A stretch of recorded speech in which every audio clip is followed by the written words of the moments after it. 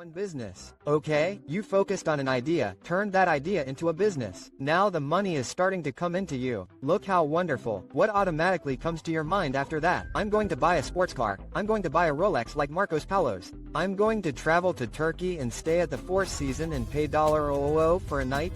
No, you're not going to do that. That's the second point and the most dangerous of all. Money likes to be described. Those who shout wealth usually don't have it. Looking rich is not the same as being rich.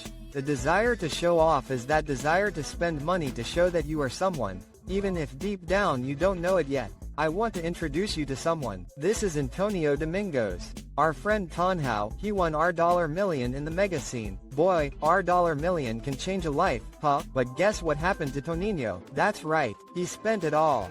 Unfortunately, I ended up living in hotels, spending money on women's menus, using cars, throwing away clothes, and discarding them. Yes, 10, if you had watched this video, your story would definitely be different today. The desire to show off is like a false shortcut. You want respect, status, and the wow factor from others, but without building a solid foundation to support it. And why do people do this? Because most of the time it is an unconscious behavior, and this is the worst kind of behavior. The person does it and doesn't even realize they are doing it. Unconsciously, they need to feel accepted. The name of this trauma is the age of approval, which is the act of doing things you don't need to do or even want to do in order to feel accepted and approved by others. That's when you dig your own failure with your own hands. Having the need for approval, in many cases, is committing social suicide. It is making life decisions not based on your own will or your own discernment, but through the prism of acceptance from others. This is common behavior among those who will never truly build wealth.